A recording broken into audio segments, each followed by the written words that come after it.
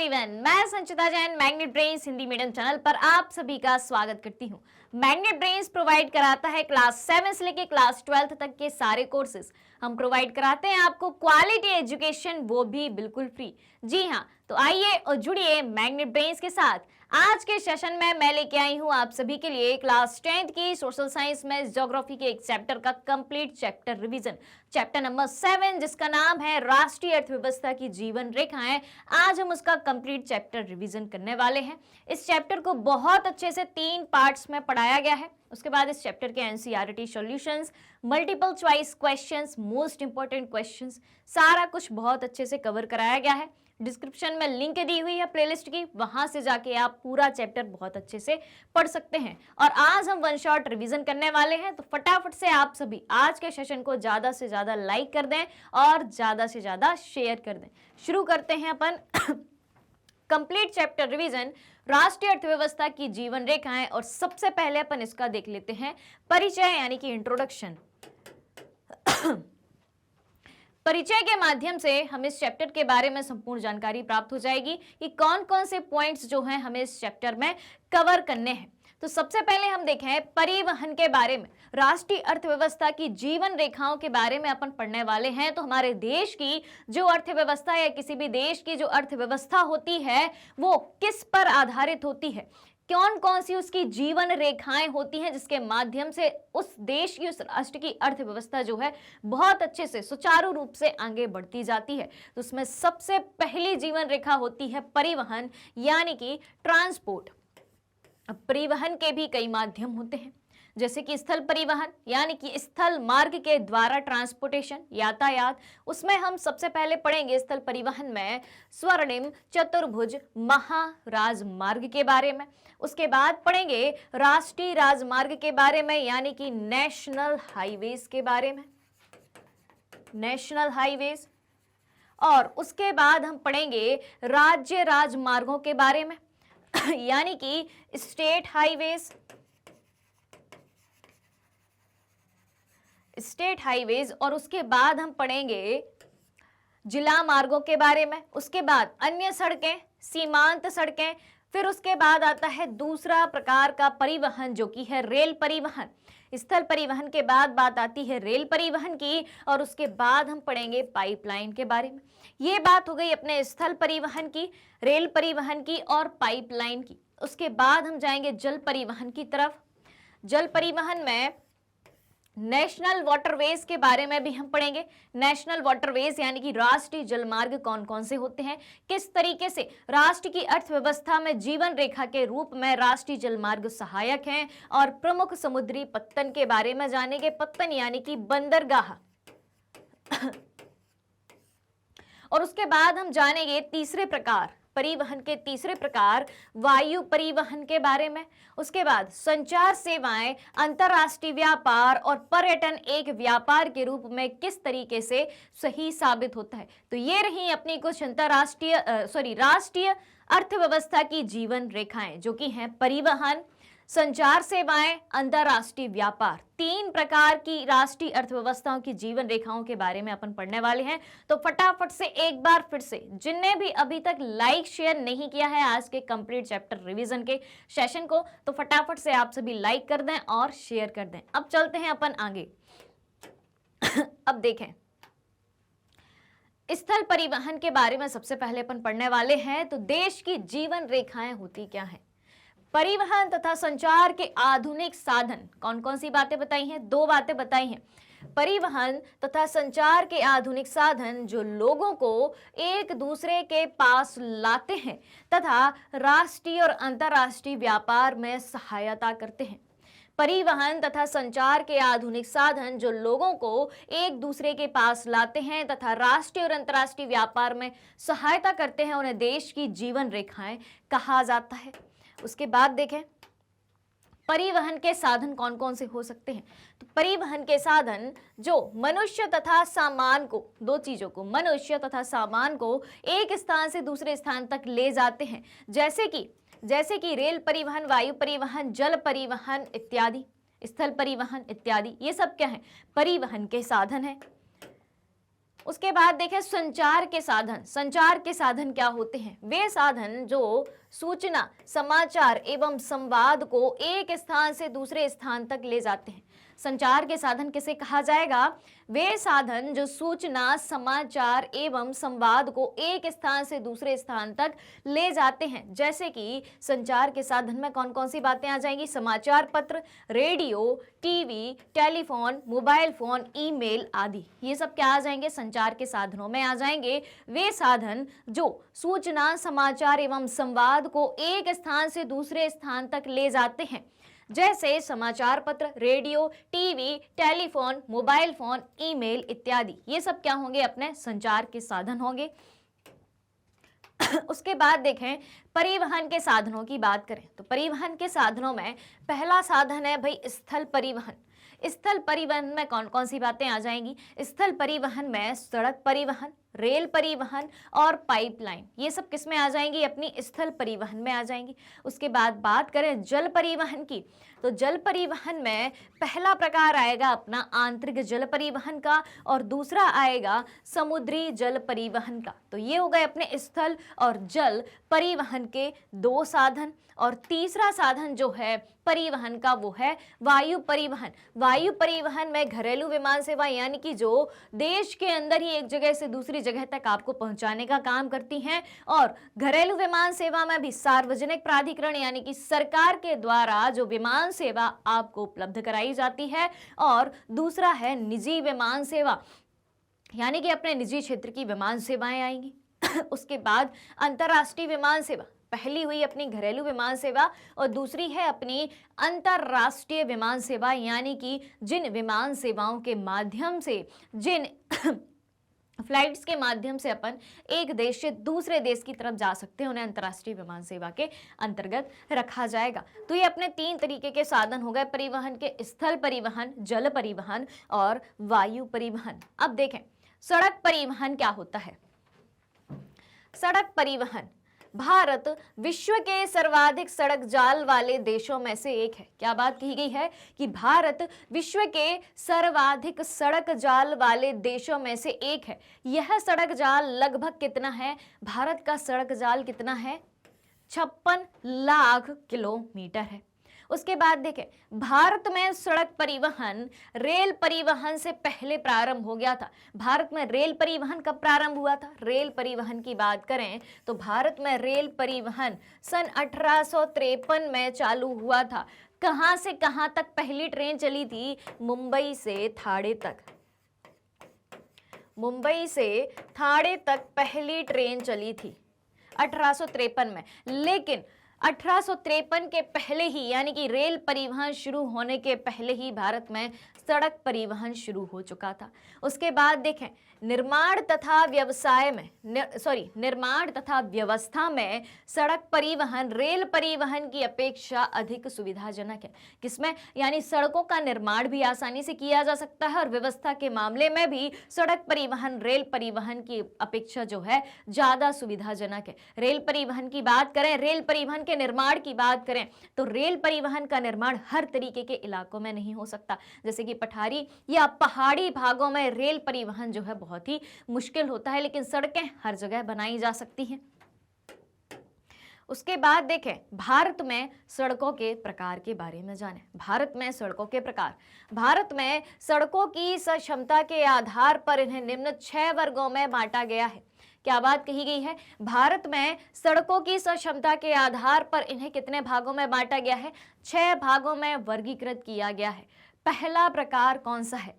पहला प्रकार है स्वर्णिम चतुर्भुज महाराजमार्ग। स्वर्णिम चतुर्भुज महाराजमार्ग जो कि 4 महानगरों को जोड़ता है। स्वर्णिम चतुर्भुज महामार्ग, स्वर्णिम चतुर्भुज महाराजमार्ग जो कि 4 महानगरों को जोड़ता है। 4 महानगर कौन कौन से हैं? दिल्ली, मुंबई, कोलकाता, चेन्नई, इन 4 महानगरों को जोड़ने वाला स्वर्णिम चतुर्भुज महाराजमार्ग है।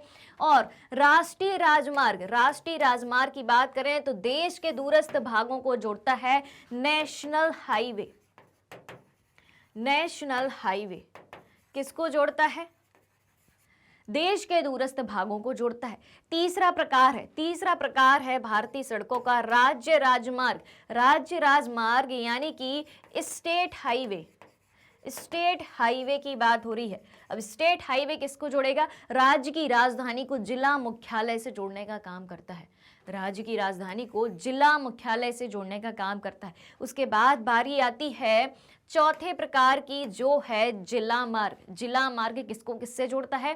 तो जिले के प्रशासनिक केंद्र को जिला मुख्यालय से जोड़ने का काम करता है जिला मार्ग। उसके बाद देखें अन्य सड़कें,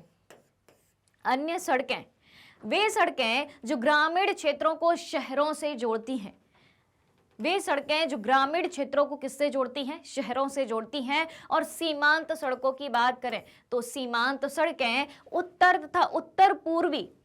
तथा उत्तर पूर्वी सीमावर्ती क्षेत्रों को जोड़ने का काम करती हैं। उत्तर और उत्तर पूर्वी सीमांत क्षेत्रों को, उत्तर और उत्तर पूर्वी सीमावर्ती क्षेत्रों को जोड़ने का काम कौन सी सड़कें करती हैं? सीमांत सड़कें करती हैं। तो अपने भारत में सड़कों की क्षमता के आधार पर 6 वर्गों में वर्गीकृत किया गया है। पहला है स्वर्णिम चतुर्भुज महाराजमार्ग, दूसरा है राष्ट्रीय राजमार्ग, तीसरा है राज्य राजमार्ग, चौथा है जिला मार्ग और पांचवा है अन्य सड़कें और छठवां है सीमांत सड़कें। इस तरीके से सड़कों का वर्गीकरण हो गया भारत में। अब देखें स्वर्णिम चतुर्भुज महाराजमार्ग की बात करें तो स्वर्णिम चतुर्भुज महाराजमार्ग किसको किससे जोड़ा है? दिल्ली चेन्नई मुंबई कोलकाता, दिल्ली मुंबई चेन्नई कोलकाता को जोड़ने वाला महाराजमार्ग जो है उसे स्वर्णिम चतुर्भुज महाराजमार्ग के नाम से जाना जाता है। और उत्तर दक्षिण गलियारे की बात करें, उत्तर दक्षिण गलियारा श्रीनगर को कन्याकुमारी से जोड़ता है। उत्तर में है श्रीनगर, दक्षिण में है कन्याकुमारी। नाम क्या दिया गया? उत्तर दक्षिण गलियारा, जो कि किसको किससे जोड़ेगा? उत्तर में श्रीनगर को, दक्षिण में कन्याकुमारी से जोड़ेगा। पूरब पश्चिम गलियारा की बात करें, ये हो गया अपना उत्तर दक्षिण और ये है अपना पूरब पश्चिम गलियारा।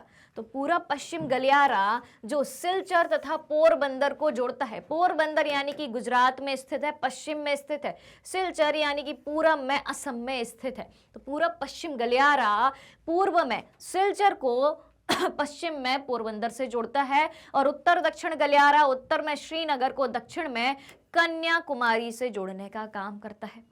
ये हो गई अपनी बातें। अब देखें इस महाराजमार्ग का प्रमुख उद्देश्य भारत के महानगरों को आपस में जोड़ना है। जो स्वर्णिम चतुर्भुज महाराजमार्ग है इसका प्रमुख उद्देश्य क्या है? भारत के महानगरों को आपस में जोड़ना है। और यह राजमार्ग परियोजना राष्ट्रीय राजमार्ग प्राधिकरण के अधिकार क्षेत्र में है। किसके में है? राष्ट्रीय राजमार्ग प्राधिकरण के क्षेत्र में है। NHAI का फुल फॉर्म क्या होता है? नेशनल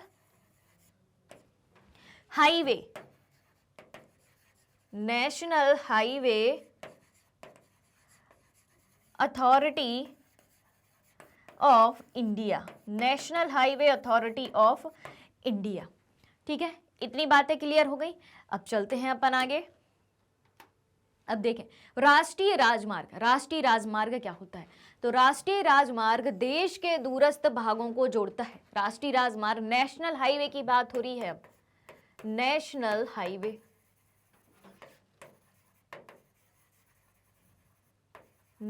हाईवे क्या काम करेगा? राष्ट्रीय राजमार्ग जो है देश के दूरस्थ भागों को जोड़ता है और ये प्राथमिक सड़क तंत्र है। कौन सा सड़क तंत्र है? प्राथमिक सड़क तंत्र है राष्ट्रीय राजमार्ग। और राष्ट्रीय राजमार्ग का रखरखाव किसके द्वारा किया जाता है? राष्ट्रीय राजमार्ग का रखरखाव केंद्रीय लोक निर्माण विभाग के अधिकार क्षेत्र में है। किसमें है? केंद्रीय लोक निर्माण विभाग के अधिकार क्षेत्र में है। CPWD का फुल फॉर्म क्या होगा? Central public working department, central public working department CPW। केंद्रीय मतलब सेंट्रल, लोक मतलब पब्लिक, निर्माण मतलब वर्किंग और विभाग मतलब डिपार्टमेंट। तो राष्ट्रीय राजमार्ग का रख रखाव किसके अधिकार क्षेत्र में आता है? केंद्रीय लोक निर्माण विभाग के अधिकार क्षेत्र में आता है, सेंट्रल पब्लिक वर्किंग डिपार्टमेंट के अधिकार क्षेत्र में आता है। अब चलते हैं अपन आगे। राज्य राजमार्ग की अब अपन बात करें। राज्य राजमार्ग, तो राज्यों की राजधानियों को जिला मुख्यालयों से जोड़ने वाली सड़कें राज्य राजमार्ग कहलाती हैं। राज्य राजमार्ग किसे कहा जाता है? राज्यों की राजधानियों को। स्टेट हाईवेज की बात हो रही है अब, स्टेट हाईवे, स्टेट हाईवे, राज्यों की राजधानियों को जिला मुख्यालय से जोड़ने वाली सड़कें क्या कहलाती हैं? राज्य राजमार्ग कहलाती हैं। और राज्यों व केंद्र शासित प्रदेशों में इनकी व्यवस्था तथा निर्माण की जिम्मेदारी किसके पास होती है? सार्वजनिक निर्माण विभाग। सार्वजनिक निर्माण विभाग PWD यानी कि public working department, public working department. तो राज्यों व केंद्र शासित प्रदेशों में इनकी व्यवस्था और निर्माण की, किनकी? राज्य राजमार्गों की व्यवस्था और निर्माण की जिम्मेदारी किसके पास होती है? सार्वजनिक निर्माण विभाग PWD यानी कि पब्लिक वर्किंग डिपार्टमेंट के पास होती है। अब देखें आगे, जिला मार्ग की अब हम बात करें। स्थल परिवहन की ही बातें हो रही हैं। राष्ट्रीय राजमार्ग को जान चुके हम, राज्य राजमार्ग को जान चुके, अब जानते हैं हम जिला मार्ग के बारे में। तो ये सड़कें जिले के विभिन्न प्रशासनिक केंद्रों को जिला मुख्यालय से जोड़ती हैं। जिला मार्ग किसको किससे जोड़ते हैं? जिले के विभिन्न प्रशासनिक केंद्रों को जिला मुख्यालय से जोड़ती हैं। और इन सड़कों का उत्तरदायित्व किसके पास होता है? जिला परिषद के पास होता है। जिला मार्गों का उत्तरदायित्व, रख रखाव, संरक्षण का काम, निर्माण का काम किसके पास होता है? जिला परिषद के पास होता है। अन्य सड़कें, स्थल परिवहन में अन्य सड़कों के बारे में भी अब अपन जान लें। तो ये सड़कें ग्रामीण को शहरों से जोड़ती हैं। अन्य सड़कें जो हैं ग्रामीण क्षेत्रों को शहरी क्षेत्रों से जोड़ने का काम करती हैं। और प्रधानमंत्री ग्रामीण सड़क परियोजना के तहत इन सड़कों के विकास को जो है विशेष प्रोत्साहन मिलता है। प्रधानमंत्री ग्रामीण सड़क परियोजना के माध्यम से ग्रामीण क्षेत्रों को शहरों से जोड़ने का काम किया गया है। उसके बाद देखें, सीमांत सड़कों की बात करें, उत्तर और उत्तर पूर्वी राज्यों की बात करें, तो भारत सरकार प्राधिकरण के अधीन सड़कों की देखरेख करता है, सीमांत सड़कों का। और उसके बाद देखें तो यह संगठन कब बनाया गया था? 1960 में बनाया गया था, जिसका उत्तर पूर्वी क्षेत्रों में ये हो गई अपनी उत्तर दिशा और ये हो गई अपनी पूर्व दिशा। अब उत्तर पूर्वी राज्यों की बात करें तो यहाँ पे जो उत्तर पूर्वी राज्य स्थित है, ये कौन सी दिशा हो गई? अपनी उत्तर पूर्व। तो उत्तर पूर्वी क्षेत्रों में सामरिक महत्व की सड़कों का निर्माण, अब सामरिक क्या कहलाता है? सामरिक यानी कि सुरक्षा की दृष्टि से सड़कों का निर्माण किया गया। तो यह संगठन 1960 में बनाया गया और जिसका उत्तर पूर्वी क्षेत्रों में सामरिक महत्व की सड़कों का निर्माण, इन सड़कों के विकास से दुर्गम क्षेत्रों में आवाजाही सरल हुई है। तो सामरिक महत्व की सड़कों का निर्माण उत्तर पूर्वी क्षेत्रों में किया गया, सीमांत सड़कों का निर्माण, और इन सड़कों के विकास से ही दुर्गम क्षेत्रों में, यानी कि दुर्गम क्षेत्र कौन से क्षेत्र? जिन क्षेत्रों में आसानी से नहीं जाया जा सकता, पहाड़ी क्षेत्र हो, ठीक है, कटे फटे रास्ते हो, ऐसे दुर्गम क्षेत्रों में सीमांत सड़कों के निर्माण से आवाजाही यानी कि आना और जाना बहुत ही आसान हो गया है, सरल हो गया है। उसके बाद देखें, सड़क परिवहन रेल परिवहन से अधिक महत्वपूर्ण होने के क्या कारण हैं? अगर आपसे सीधा सवाल पूछा जाए कि सड़क परिवहन रेल परिवहन से अधिक महत्वपूर्ण क्यों है, तो आप क्या लिखेंगे उसको जान लेते हैं। सीधा सवाल यहां से बन सकता है आपका, सड़क परिवहन रेल परिवहन से पहले प्रारंभ किया था, ठीक है। रेल परिवहन कब किया गया था? 1853 में। पहली ट्रेन कब चलाई गई थी, कहां चलाई गई थी? 1853 में, मुंबई से ठाणे। लेकिन 1853 में रेल परिवहन शुरू होने के पहले ही सड़क परिवहन शुरू कर दिया गया था।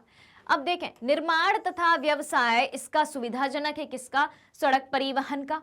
निर्माण तथा व्यवस्था जो है किसकी सुविधाजनक है? सड़क परिवहन की। किससे? रेल परिवहन से। हमें घरों तक पहुंचा देती है सड़क परिवहन। आप अगर ट्रेन के माध्यम से यात्रा करते हैं, रेल के माध्यम से यात्रा करते हैं, आप रेलवे स्टेशन पर उतरेंगे, ट्रेन आपके घर के सामने जाके खड़ी नहीं होगी, लेकिन सड़क परिवहन के माध्यम से आप अपने घरों तक पहुंच सकते हैं। उसके बाद देखें, पहाड़ी क्षेत्रों, दुर्गम क्षेत्रों तथा ऊबड़ खाबड़ स्थानों पर भी आसानी से बनाई जा सकती है। कौन? सड़क। सड़क जो है पहाड़ी क्षेत्रों में भी बनाई जा सकती है। दुर्गम क्षेत्र यानी कि जहां पहुंचना आसान नहीं होता है, और ऊबड़ खाबड़ स्थानों पर भी सड़क जो है आसानी से बनाई जा सकती है, लेकिन रेल जो है, ट्रेन जो है, आसानी से पहाड़ी क्षेत्रों में, दुर्गम स्थानों पर नहीं बनाई जा सकती। उसके बाद देखें, अन्य परिवहन साधनों में सड़क परिवहन एक कड़ी के रूप में काम करता है। बिल्कुल, अन्य परिवहन साधन जैसे कि रेल सेवा हो, वायु सेवा हो, जल परिवहन हो, इनमें सड़क परिवहन एक कड़ी के रूप में काम कर रहा है, एक चेन के रूप में काम कर रहा है। मान लो आप ट्रेन से उतरे, रेलवे स्टेशन पर उतरे, अब आपको अपने स्थान तक जाना है, स्टेशन पर ही तो आप रुके नहीं रहेंगे, आप किसका प्रयोग करेंगे? उस स्थान तक या अपने घर तक जाने के लिए रेलवे स्टेशन से सड़क का प्रयोग करेंगे। आप फ्लाइट से एयरपोर्ट पर उतरते हैं, तो क्या आपका घर एयरपोर्ट पर ही होगा? नहीं होगा। आपको किसका प्रयोग करना होगा? सड़क मार्ग का प्रयोग करना होगा, और तब आप जो है अपने एक निश्चित स्थान तक पहुंच पाएंगे। आप जल परिवहन का उपयोग करें, आप जहाज से एक जगह से दूसरी जगह जा रहे हो, ठीक है, तो क्या आप पानी के बंदरगाह के किनारे पर ही आपका घर होगा या आपको वहीं रुकना होगा? ऐसा तो नहीं होगा। आप उसके लिए भी किसका प्रयोग करेंगे? सड़क मार्ग का, सड़क परिवहन का प्रयोग करेंगे। तो इसलिए यहाँ पे कहा गया है कि अन्य परिवहन साधनों में सड़क परिवहन एक कड़ी के रूप में यानी कि एक चेन के रूप में काम करता है। तो ये बात हो गई अपनी कि सड़क परिवहन रेल परिवहन से अधिक महत्वपूर्ण होने के क्या कारण है। आपसे सीधा सवाल इस तरीके से पूछा जाए तो आपको बिना हेरफेर करे ऐसा ही आंसर आपको लिख देना है। अब देखें, सड़क परिवहन, अगला सवाल एक और आता है कि सड़क परिवहन किन किन समस्याओं से जूझ रहा है। सड़क परिवहन में कौन कौन सी समस्याएं हमें देखने को मिलती हैं? सड़क परिवहन किन किन समस्याओं से जूझ रहा है? पहली समस्या, लगभग आधी सड़कें जो हैं कच्ची हैं। लगभग आधी सड़कें कच्ची हैं जो वर्षा ऋतु में काम के योग्य ही नहीं रहती। कच्ची सड़कें हैं, कीचड़ जम जाता है, पानी भर जाता है, तो वर्षा ऋतु में वो उपयोग में लाई ही नहीं जा सकती वो सड़कें। एक समस्या हो गई सड़क परिवहन की। दूसरी समस्या है यातायात व यात्रियों की संख्या के अनुपात में सड़कें जो हैं अपर्याप्त हैं। भले ही अपन ने सबसे पहले पढ़ा कि भारत में सबसे बड़ा सड़क जाल है, 56 लाख वर्ग किलोमीटर के एरिया में सड़कें फैली हुई हैं, लेकिन 56 लाख वर्ग किलोमीटर का सड़क मार्ग भी जो है यातायात और यात्रियों की संख्या के अनुपात में अपर्याप्त है, यानी कि पर्याप्त नहीं है। दूसरी समस्या हो गई। तीसरी समस्या देखें, बढ़ते हुए वाहनों के कारण सड़कें तंग व भीड़ भरी हैं। वाहन आजकल हर व्यक्ति के पास होता है, ठीक है। पब्लिक ट्रांसपोर्ट का उपयोग लोग बहुत कम करते हैं। अगर पब्लिक ट्रांसपोर्ट का उपयोग करें तो जैसे बस का ही उपयोग करें तो एक बस में आराम से 50-60 लोग बहुत अच्छे से बन सकते हैं, लेकिन जब वही 50-60 लोग अपने अपने वाहन चलाएंगे तो सड़कें भरी नजर आएंगी। तो बढ़ते हुए वाहनों के कारण सड़कें तंग हो गई हैं और भीड़ भरी है। तीसरी समस्या हो गई। चौथी समस्या देखें, इससे सड़कों पर ट्रैफिक जाम हो जाता है और राष्ट्रीय राजमार्ग भी जो हैं वो पर्याप्त नहीं है, यानी कि नेशनल हाईवेज जो हैं वो पर्याप्त नहीं है। तो इस तरीके से सड़क परिवहन इन समस्याओं से जूझ रहा है। सड़क परिवहन की समस्याओं के बारे में भी बात हो गई। अब बात करेंगे अपन स्थल परिवहन के बाद रेल परिवहन की। स्थल परिवहन को बहुत अच्छे से पूरा समझ लिया अपन ने, अब बात करेंगे अपन रेल परिवहन की। अब रेल परिवहन से क्या लाभ है, सबसे पहले अपन इसके बारे में जान लेते हैं। रेल परिवहन से होने वाले लाभ बताइए, एक क्वेश्चन ये बन गया आपका। अब देखें, रेल परिवहन वस्तुओं तथा यात्रियों के परिवहन का प्रमुख साधन है। रेल परिवहन क्या है? रेल परिवहन वस्तुओं तथा यात्रियों के परिवहन का प्रमुख साधन है। दूसरी बात, रेल परिवहन अनेक कार्यों में सहायक है। रेल परिवहन अनेक कार्यों में सहायक है, जैसे व्यापार, भ्रमण, तीर्थ यात्राएं व लंबी दूरी तक सामान का परिवहन आदि। रेल परिवहन किन किन में सहायक है? व्यापार में, भ्रमण में यानी कि घूमने में, तीर्थ यात्रा में लंबी दूरी तक सामान को पहुंचाने में। उसके बाद तीसरा लाभ देखें तो देश के विभिन्न हिस्सों को आपस में जोड़कर रेल परिवहन क्या करता है, देश के विभिन्न हिस्सों को आपस में जोड़कर राष्ट्रीय एकीकरण में सहायक है और उद्योग व कृषि के तीव्र गति से विकास के लिए भी उत्तरदायी है रेल परिवहन। पांचवा लाभ देखें, भारतीय रेल परिवहन को 16 रेल प्रखंडों में पुनः संकलित किया गया है। भारतीय रेल परिवहन को 16 जोन में बांटा गया है और हाल ही में +2 यानी कि 16 में 2 और जोड़ दो तो ऐसे 18 रेलवे जोन जो हैं हमें देखने को मिलते हैं। कितने हो गए हैं टोटल? वर्तमान में अभी हाल ही में नए 2 जोन और जोड़े गए हैं। तो इस तरीके से भारतीय रेल परिवहन 16 रेल प्रखंड +2 यानी कि 18 रेल प्रखंड यानी कि जोन 18 रेलवे जोन में बांटा गया है। इस तरीके से रेल परिवहन के इस तरीके के अपन ने लाभ देखे। अब देखें रेल परिवहन के सामने क्या समस्या उत्पन्न होती है। आपसे सवाल पूछा जा सकता है कि रेल परिवहन के सामने उत्पन्न होने वाली समस्याओं के बारे में बताइए। तो क्या समस्या है? सबसे बड़ी समस्या है लोग बिना टिकट के यात्रा करते हैं। दूसरी समस्या है चोरी व रेल संपत्ति को नुकसान होता है। चोरी होती है, रेल संपत्ति को नुकसान होता है। बिना वजह चेन खींचकर रेल रोकना, बिना वजह। अब जैसे मान लो आप सड़क मार्ग से यात्रा कर रहे हैं, आप पब्लिक ट्रांसपोर्ट से यात्रा कर रहे हैं, बस से यात्रा कर रहे हैं सड़क मार्ग पे, तो क्या आप बस की चेन खींच के आप बस को बहुत देर तक रोक सकते हैं? नहीं। लेकिन ट्रेन में जो है आपातकाल के लिए, इमरजेंसी के लिए चेन लगाई जाती है। उसमें लिखा भी होता है कि जरूरत पड़ने पर ही आपातकाल के समय चेन खींचकर ट्रेन रोकें, लेकिन बिना वजह ही फोकट ही लोग बिना वजह चेन खींचकर रेल को रोक देते हैं और ट्रेन जो है काफी लेट हो जाती है और इसी वजह से रेल समय पर नहीं चल पाती है। तो ये सारी समस्याएं किस बारे में हो गई? ये सारी समस्याएं हो गई अपनी रेल परिवहन के बारे में। अब देखें रेलों के जाल के असमान वितरण के कारण क्या है। रेलों का जाल जो है हर जगह क्यों नहीं चलती है ट्रेन हर जगह क्यों नहीं चलती है? रेलों के जाल के असमान वितरण के क्या कारण हैं, ये भी जान लेते हैं अपन। मैदानी भागों में निर्माण व लागत कम और आसान है। मैदानी भागों में तो रेल का निर्माण और लागत, रेल परिवहन का निर्माण भी कम है, लागत भी कम है और आसान भी है। लेकिन पर्वतीय भागों की बात करें, पर्वतीय भागों में निर्माण कठिन व लागत अधिक होती है। पर्वतीय भागों में क्या होता है? निर्माण कठिन होता है और लागत जो है अधिक होती है। उसके अलावा देखें मैदानी भागों में जनसंख्या घनत्व अधिक है। मैदानी भागों में जनसंख्या घनत्व अधिक है जिसके कारण रेलों का जाल बिछा है। जनसंख्या बहुत ज्यादा है, जनसंख्या के काम में आती है। और मरुस्थलीय व पठारी भागों में औद्योगिक व कृषि कार्य विकसित न होने के कारण रेलों का घनत्व कम है। मरुस्थलीय भागों में, पठारी भागों में उद्योग भी नहीं है और ना ही कृषि कार्य है। कृषि कार्य नहीं है तो कच्चा माल नहीं है, कच्चा माल उपलब्ध नहीं है तो उद्योग भी नहीं है। और जब कृषि और उद्योग दोनों ही नहीं रहेंगे तो वहां पर रेल की आवश्यकता को महसूस नहीं किया जा सकता, क्योंकि मरुस्थलीय भागों में उद्योग नहीं है, कृषि नहीं है और जनसंख्या का घनत्व भी कम है। इस वजह से भी मरुस्थलीय और पठारी भागों में जो है रेलों का जाल उतना घना हमें नहीं दिखाई देता है। अब देखें प्रशासकीय कारणों व सरकारी नीतियों के कारण भी रेलवे का विकास जो है प्रभावित होता है। प्रशासकीय कारणों के कारण, सरकारी नीतियों के कारण भी रेलों का विकास जो है प्रभावित होता है। तो रेलों के असमान वितरण के क्या क्या कारण हो सकते हैं? पहला कारण हमने देखा कि मैदानी भागों में तो है, मैदानी भागों में निर्माण और लागत दोनों कम है और दोनों आसान भी है। लेकिन जो पहाड़ी इलाके हैं, पर्वतीय इलाके हैं, वहां निर्माण भी कठिन है और लागत भी अधिक है। मैदानी भागों में जनसंख्या अधिक है, जनसंख्या घनत्व अधिक है जिसके कारण रेलों का जाल बिछा है। लेकिन मरुस्थलीय व पठारी भागों में औद्योगिक व कृषि कार्य विकसित न होने के कारण रेलों का घनत्व जो है कम है।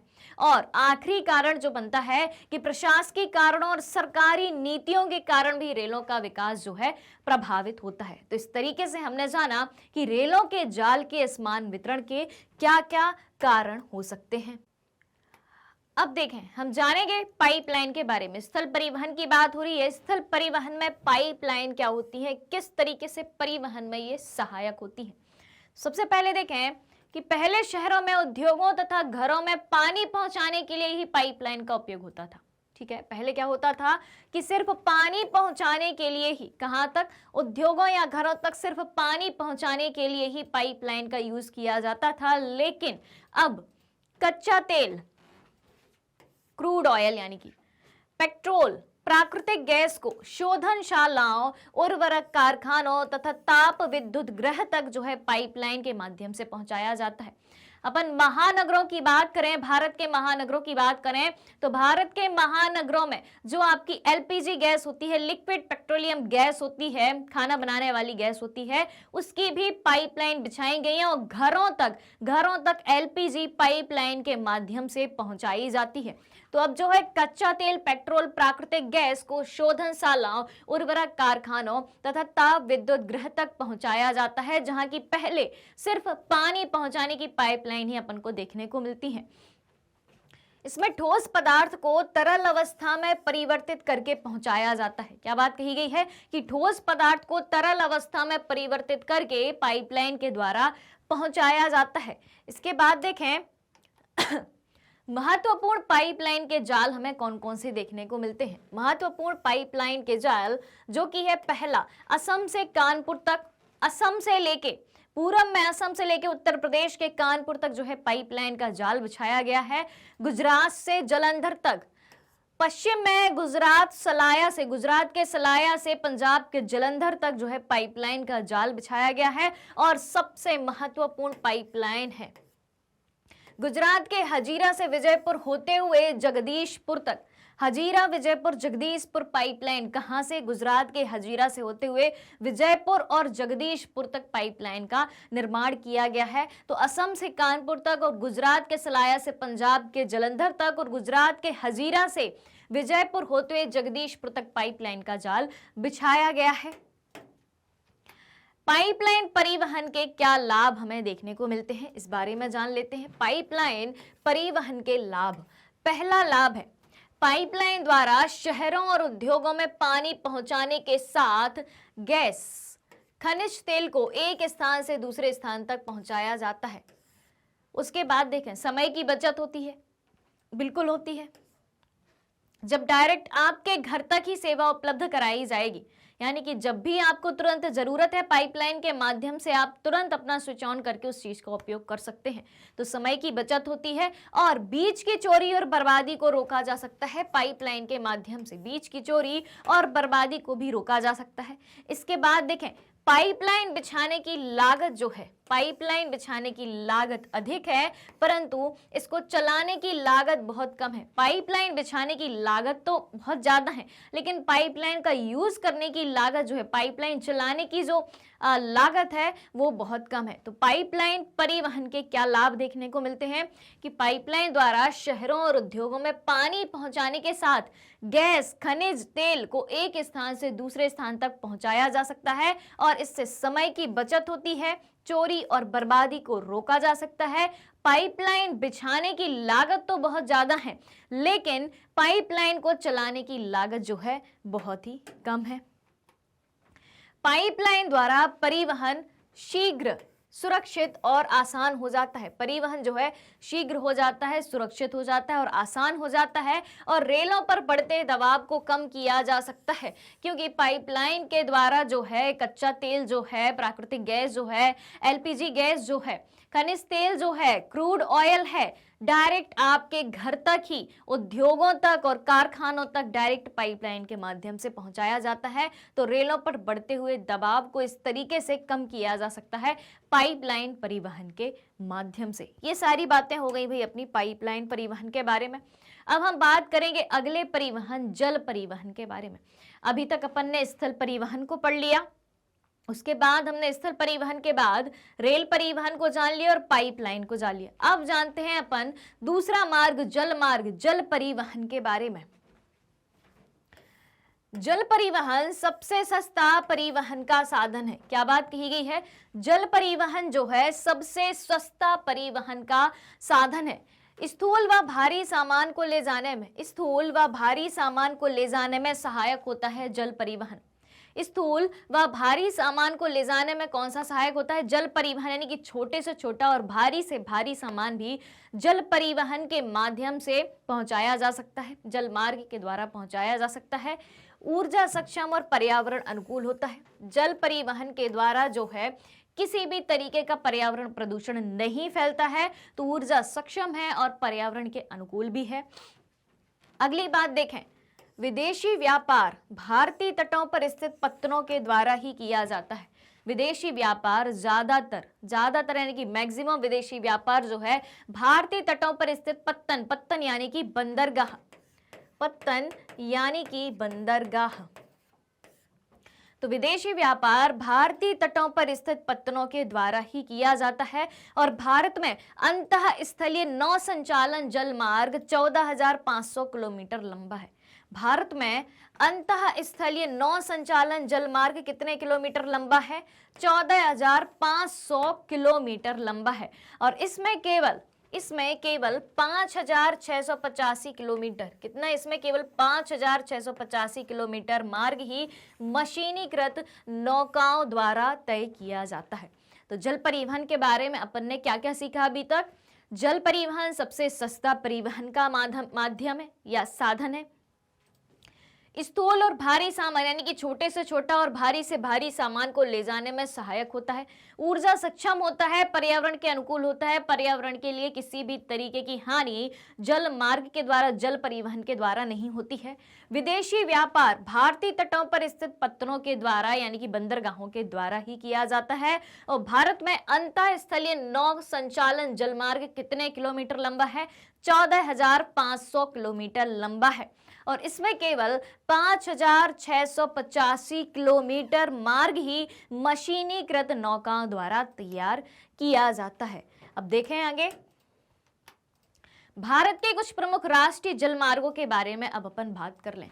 भारत के राष्ट्रीय जलमार्ग कौन कौन से हैं? तो निम्न जलमार्गों को भारत सरकार द्वारा राष्ट्रीय जलमार्ग घोषित किया गया है। कौन कौन से हैं भाई? हल्दिया तथा इलाहाबाद के मध्य, हल्दिया और इलाहाबाद के मध्य गंगा जलमार्ग जो कि 1620 किलोमीटर जलमार्ग है, जिसको NW1 कहा जाता है। NW1 यानी कि national waterway, national waterway. Haldia और इलाहाबाद के मध्य गंगा जलमार्ग जो कि कितना लंबा है? 1620 किलोमीटर लंबा है, जिसको नेशनल वाटरवे NW1 कहा जाता है। अब भी अपन मैप में ढूंढते हैं कि हल्दिया से इलाहाबाद के बीच का गंगा जलमार्ग जो कि 1620 किलोमीटर लंबा है, जिसे NW1 कहा जाता है, मैप में कहाँ स्थित है भाई? राष्ट्रीय जलमार्ग क्रमांक 1, राष्ट्रीय जलमार्ग क्रमांक 1 ये रहा अपना, ये रही अपनी गंगा नदी, और ये है अपना हल्दिया से इलाहाबाद। ये देखें, राष्ट्रीय जलमार्ग क्रमांक 1 अपना मिल गया, नेशनल वाटरवे फर्स्ट मिल गया। राष्ट्रीय जलमार्ग 1 हल्दिया और इलाहाबाद के मध्य गंगा जलमार्ग है, क्योंकि गंगा नदी पर स्थित है, 1620 किलोमीटर लंबा है।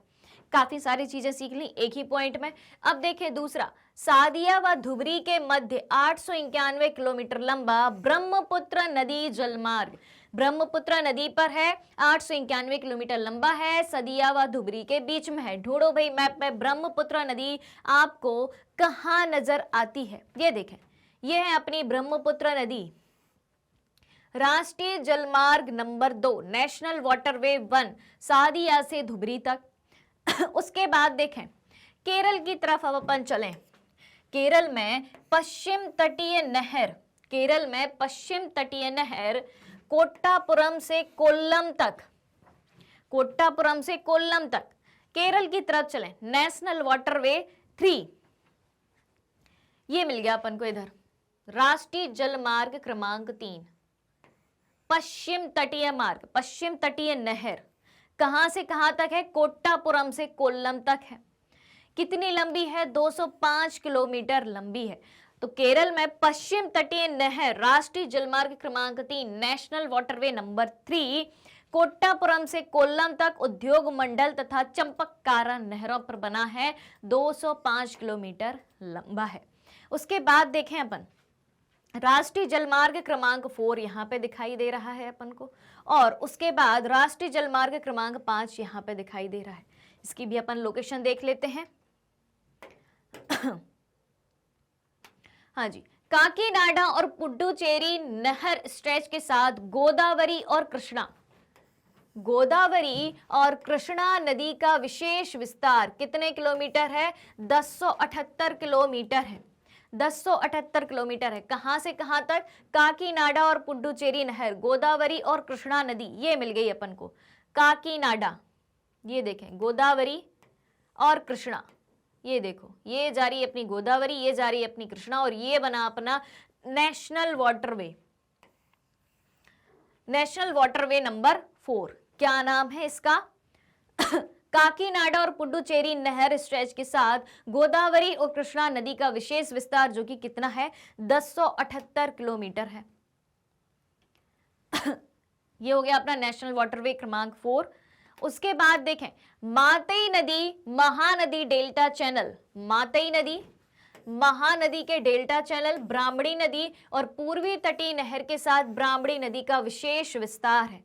इसको भी देख लेते हैं। ये है अपना ब्राह्मणी, ये मिल गया अपना राष्ट्रीय जलमार्ग क्रमांक 4, पूर्वी तट नहर। तो इस तरीके के अपन के हो गए राष्ट्रीय जलमार्ग कुल मिला के। अब अपन बात करें प्रमुख समुद्री पत्तनों की। पत्तन यानी कि बंदरगाह, समुद्री पत्तन को बंदरगाह कहा जाता है।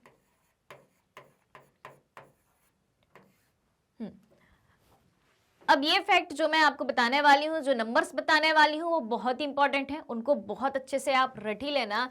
तो भारत की 7516.6 किलोमीटर लंबी, कितनी? 7516.6 किलोमीटर लंबी समुद्री तटरेखा के साथ भारत की समुद्री तटरेखा की लंबाई, सीधा सवाल आ सकता है, भारत की समुद्री तटरेखा की लंबाई कितनी है? 7516.6 किलोमीटर। तो भारत की 7516.6 किलोमीटर लंबी समुद्री तटरेखा के साथ 12 प्रमुख तथा 200 मध्यम व छोटे पत्तन हैं। ये प्रमुख पत्तन देश का 95% विदेशी व्यापार संचालित करते हैं। कितना करते हैं? देश का 95% विदेशी व्यापार संचालित करते हैं। अब देखें आगे भारत के प्रमुख समुद्री पत्तनों के बारे में बात करें, भारत के प्रमुख समुद्री बंदरगाहों के बारे में बात करें, तो सबसे पहले हम देखेंगे भारत के पश्चिमी घाट के पत्तन, भारत के पश्चिमी घाट के पत्तन या भारत के पश्चिमी घाट के प्रमुख बंदरगाह। पश्चिमी घाट यानी कि इस तरफ के जितने भी हैं, क्या देखने हैं? बंदरगाह, पत्तन, समुद्री पत्तन या समुद्री बंदरगाह। तो पहला क्या है भाई? पश्चिमी तट पर कांडला, कांडला बंदरगाह, जिसे दीनदयाल पत्तन या दीनदयाल बंदरगाह के नाम से भी जाना जाता है। कहाँ स्थित है कांडला बंदरगाह? गुजरात में स्थित है और स्वतंत्रता के बाद विकसित पहला पत्तन है। और उसके बाद यह एक ज्वारीय पत्तन है। कांडला बंदरगाह, दूसरा नाम दीनदयाल बंदरगाह, कहाँ स्थित है? गुजरात में स्थित है। स्वतंत्रता के बाद विकसित पहला पत्तन है और एक ज्वारीय बंदरगाह है। कहाँ है भाई गुजरात अपना? ये है गुजरात में, ये मिल गया अपना, इसको अपन समुद्री पत्तन है, नीले रंग से समझने की कोशिश करते हैं। कांडला बंदरगाह स्पष्ट रूप से आपको नजर आ रहा होगा। कांडला बंदरगाह ये है।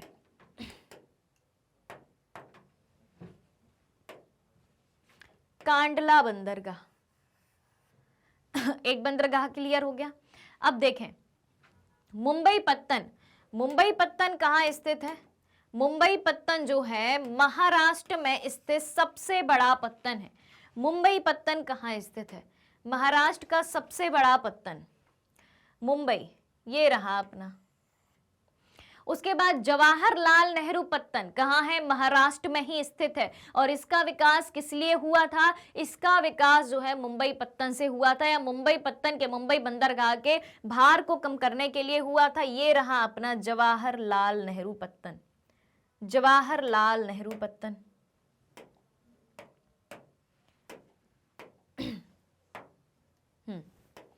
जवाहरलाल नेहरू पत्तन की बात करें तो ये रहा अपना जवाहरलाल नेहरू पत्तन।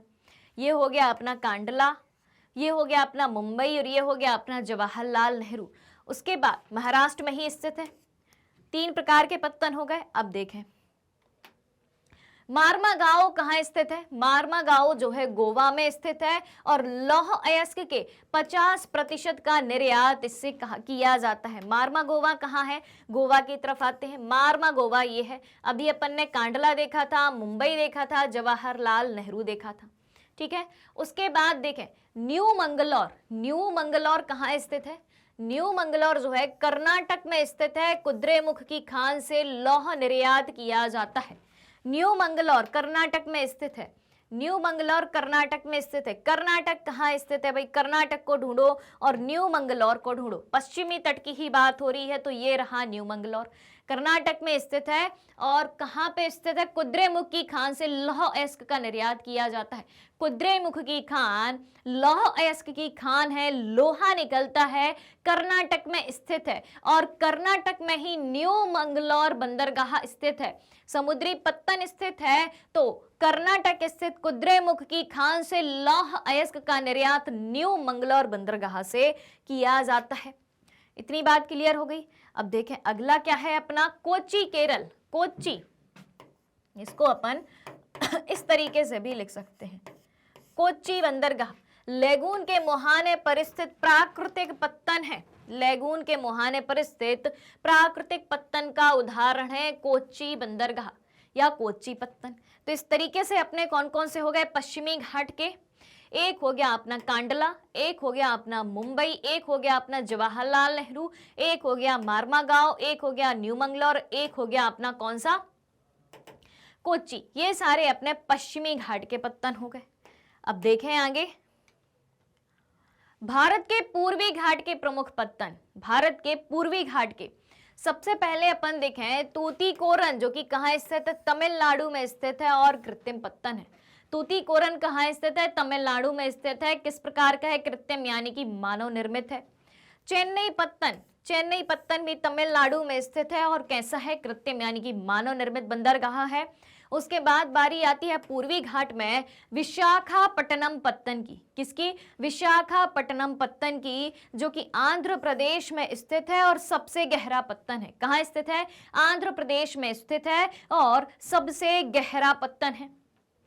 फिर आता है पारादीप पत्तन।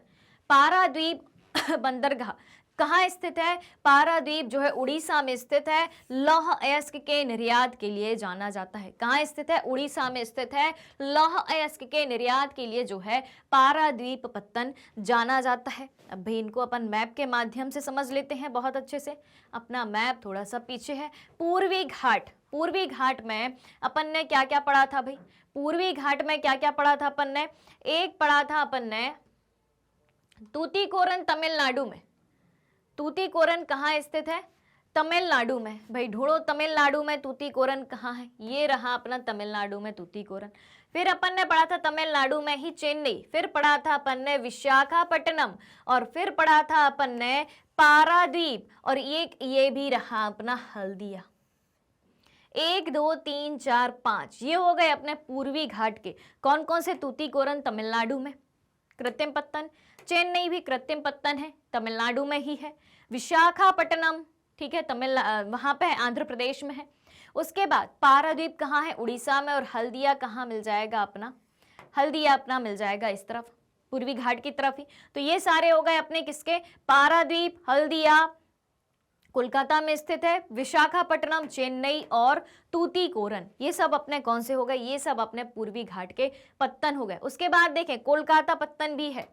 हल्दिया तो अपन ने देख लिया था, अब कोलकाता पत्तन भी है। तो इस तरीके से 1 2 3 4 5 6, ठीक है, ये हो गए पूर्वी घाट के। और इस तरफ देखें पश्चिमी घाट को एक बार फिर से देख लें, कोच्चि, न्यू मंगलोर, मार्मा गोवा, मुंबई, जवाहरलाल नेहरू और कांडला। तो 6 की गिनती यहां तक हो गई, फिर 7, 8, 9, 10, 11 और 12। तो ये हो गए अपने भारत के प्रमुख 12 पत्तनों के नाम। कांडला बंदरगाह है गुजरात, मुंबई और जवाहरलाल नेहरू दोनों महाराष्ट्र मुंबई में, मार्मा गोवा गोवा में, न्यू मंगलोर कर्नाटक में, कोच्चि केरल में, तूतीकोरन तमिलनाडु में, चेन्नई बंदरगाह कृत्रिम बंदरगाह तमिलनाडु में, विशाखापट्टनम बंदरगाह आंध्र प्रदेश, पारादीप उड़ीसा, हल्दिया और कोलकाता बंदरगाह दोनों अपने पश्चिम बंगाल में स्थित हैं। क्लियर हो गई बात इतनी। भारत के पूर्वी और पश्चिमी घाट के प्रमुख पत्तनों की अपन ने बात कर ली। अब हम बात करेंगे वायु परिवहन की। किसकी बात करेंगे? वायु परिवहन की बात करेंगे। वायु परिवहन जल एवं वायु परिवहन की बात हो रही है। जल परिवहन अपन पढ़ चुके हैं। प्रमुख समुद्री पत्तन या प्रमुख समुद्री बंदरगाह, भारत के पूर्वी घाट और पश्चिमी घाट के प्रमुख 12 बंदरगाहों के बारे में पढ़ चुके, उनकी लोकेशन को पढ़ चुके, उनकी विशेषताओं के बारे में जान चुके। अब हम जानेंगे वायु परिवहन के बारे में। वायु परिवहन किस तरीके से है? वायु परिवहन की विशेषताओं को जाने तो ये तीव्रतम है, बहुत जल्दी हम दूसरी जगह पे पहुंच सकते हैं। जहां ट्रेन या सड़क मार्ग के द्वारा मान लो 15-16 घंटे लगते हो पहुंचने में, वहीं मात्र 2 से 2.5 घंटे में वायु परिवहन के माध्यम से जो है हम एक स्थान से दूसरे स्थान पर पहुंच सकते हैं। तो ये तीव्रतम है, आरामदायक है और प्रतिष्ठित परिवहन के साधन है। प्रतिष्ठित है यानी कि बहुत महंगा परिवहन का साधन है, आम जनता इससे ट्रैवल नहीं कर सकती। उसके बाद देखें अति दुर्गम स्थानों जैसे ऊंचे पर्वत, वे स्थान जहां पर जाना आसान ना हो, पर्वतों की चढ़ाई बहुत कठिन होती है। पर्वत, मरुस्थलों, घने जंगलों व लंबे समुद्री रास्तों को पार करने के लिए बहुत ही आसान माध्यम है कौन सा? वायु परिवहन। उसके बाद देखें देश के उत्तर पूर्वी राज्यों के लिए काफी सहायक है। कौन सा? वायु परिवहन जो है देश के उत्तर पूर्वी राज्यों के लिए काफी सहायक है। उत्तर पूर्वी राज्य जो कि जहां दुर्गम रास्ते हैं, जहां पहुंचना आसान नहीं होता है, उन उत्तर पूर्वी राज्यों तक जाने के लिए परिवहन का सबसे अच्छा साधन कौन सा है? वायु परिवहन है। और वायु परिवहन का राष्ट्रीयकरण कब किया गया था? तो वायु परिवहन का राष्ट्रीयकरण जो है 1953 में किया गया था। कब किया गया था वायु परिवहन का राष्ट्रीयकरण? वायु परिवहन का राष्ट्रीयकरण 1953 में किया गया था। अब देखें एयर इंडिया अंतरराष्ट्रीय वायु सेवाएं, एयर इंडिया जो है अंतरराष्ट्रीय वायु सेवाएं, जबकि इंडियन एयरलाइंस घरेलू वायु सेवा प्रदान करती है। एयर इंडिया जो है अंतरराष्ट्रीय यानी कि एक देश से दूसरे देश तक विमान सेवा उपलब्ध कराती है, जबकि इंडियन एयरलाइंस जो है घरेलू वायु सेवा प्रदान करती है। यानी कि भारत देश के अंदर ही अगर आपको एक जगह से दूसरी जगह यात्रा करनी है तो आप इंडियन एयरलाइन के माध्यम से कर सकते हैं, और एयर इंडिया आपको अंतरराष्ट्रीय वायु सेवा प्रदान करती है। यानी कि एक देश से जब दूसरे देश की तरफ आपको जाना हो, किसी भी काम से घूमने, बिजनेस के काम से, ट्रिप पे, जो भी है, तो एयर इंडिया के माध्यम से आप अंतरराष्ट्रीय वायु सेवा का लाभ उठा सकते हैं। और अगला लाभ क्या है वायु परिवहन का? प्राकृतिक आपदा के समय राहत पहुंचाने का काम करता है। प्राकृतिक आपदा के समय राहत पहुंचाने का काम करता है वायु परिवहन। तो वायु परिवहन के लाभ कौन कौन से हो गए? तीव्रतम है, आरामदायक है व प्रतिष्ठित परिवहन का साधन है।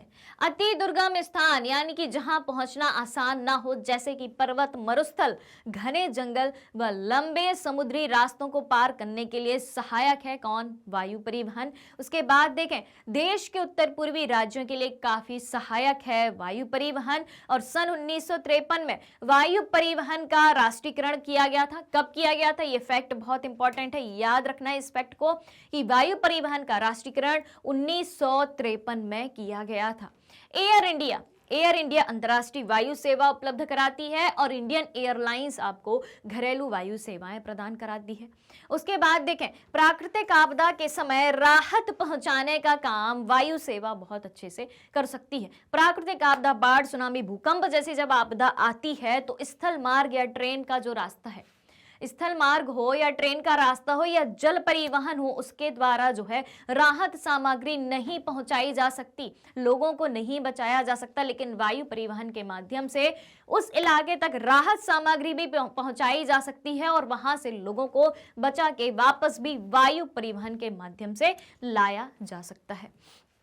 तो ये सारी बातें हो गई अपनी वायु परिवहन के बारे में। लाभ तो पता हो गए भाई, अब पता करने हैं वायु परिवहन की क्या क्या समस्याएं हैं। वायु परिवहन की क्या समस्याएं हैं?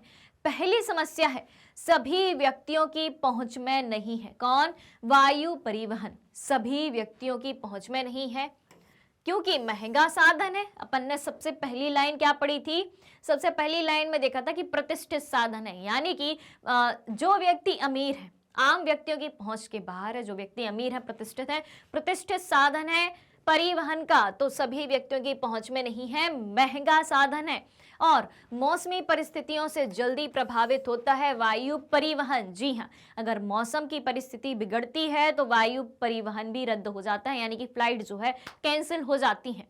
तो दो समस्याएं जो मुख्य समस्याएं हैं कि पहली बात तो भाई महंगा है, सभी व्यक्तियों की पहुंच में नहीं है और मौसम परिस्थितियों से जल्दी प्रभावित होता है। मौसम बिगड़ा और वायु परिवहन तुरंत प्रभावित हुआ। तो वायु परिवहन क्या है, लाभ क्या होते हैं और वायु परिवहन की समस्या क्या है, इस बारे में अपन जान चुके हैं। अब देखें वायु परिवहन का महत्व क्या है। वायु परिवहन के महत्व को भी जान लें। पहला महत्व अपन सभी को पता है, वायु परिवहन जो है एक आरामदायक साधन है। किस तरीके का साधन है? वायु परिवहन जो है एक आरामदायक साधन है। दूसरा महत्व क्या है कि सभी साधनों के मुकाबले सबसे तेज है वायु परिवहन। जहां आप 15-16 घंटे में रेल के माध्यम से या सड़क मार्ग के माध्यम से पहुंच पाते हैं, वहीं वायु परिवहन के माध्यम से आप उतनी लंबी दूरी यानी कि 15-16 घंटे की दूरी मात्र 2-2.5 घंटे में ही कवर कर लेते हैं। तो वायु परिवहन जो है सभी साधनों के मुकाबले तेज है। उसके बाद देखें, दुर्गम स्थानों के लिए उपयुक्त है। वे स्थान जहां पहुंचना आसान नहीं होता, मरुस्थलीय इलाके हो, घने जंगल हो या पहाड़ी एरिया हो, वहां पहुंचना आसान नहीं होता, तो वायु परिवहन जो है ऐसे दुर्गम स्थानों के लिए उपयुक्त साधन है।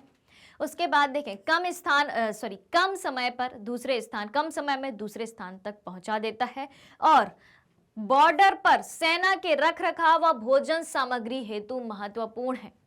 बॉर्डर पर, हमारे देश की बॉर्डर्स पर जो हमारे देश के नौजवान व्यक्ति हैं, जो हमारे सैन्य सेवा है, तो देश के सैनिक जो बॉर्डर पर 24 घंटे सर्दी गर्मी बारिश हर मौसम में सेवा के लिए तत्पर हैं, आपकी सुरक्षा के लिए तैनात खड़े हैं, तो उस सेना के रख रखाव और भोजन की सामग्री हेतु महत्वपूर्ण साधन है कौन सा? वायु परिवहन। तो वायु परिवहन के लाभ कौन कौन से हो गए? आरामदायक साधन है, सभी साधनों के मुकाबले सबसे तेज है, दुर्गम स्थानों के लिए उपयुक्त है, कम समय में दूसरे स्थानों तक पहुंचा देता है और बॉर्डर पर सेना के रख रखाव व भोजन सामग्री हेतु वायु परिवहन बहुत ही महत्वपूर्ण है। तो इस तरीके से हमने जाना कि वायु परिवहन क्या है, वायु परिवहन के क्या लाभ हैं और वायु परिवहन के सामने क्या समस्याएं उत्पन्न होती हैं। दो समस्याओं के बारे में जाना कि वायु परिवहन जो है काफी महंगा साधन है और मौसम परिस्थितियां अनुकूल ना होने पर वायु परिवहन जो है उपयोगी कारगर नहीं होता है और वायु परिवहन के महत्व के बारे में जाना। चलिए अब चलते हैं आगे। अब देखें भारत के प्रमुख हवाई अड्डों के बारे में जाने, यानी कि भारत के प्रमुख एयरपोर्ट्स कौन से हैं। तो पहला है राजा सांसी हवाई अड्डा जो कि अमृतसर पंजाब में है। यहां से मैं आपको पूरा बहुत अच्छे से मैप के द्वारा समझाऊंगी कि एक एक हवाई अड्डा किस लोकेशन पे कहां कहां स्थित है, क्योंकि इस चैप्टर से अधिकतर सवाल जो पूछे जाते हैं वो भारत के मानचित्र यानी कि नक्शे से संबंधित ही पूछे जाते हैं। आपसे पूछा जाएगा कि आपको एक लोकेशन दे दी जाएगी, एक मैप दे दिया जाएगा और उसमें बोला जाएगा कि बताइए राजा सांसी हवाई अड्डा कहाँ स्थित है। तो उस मैप में जो है आपको फिल करना पड़ेगा उस लोकेशन पे कि राजा सांसी हवाई अड्डा इधर अमृतसर पंजाब में स्थित है।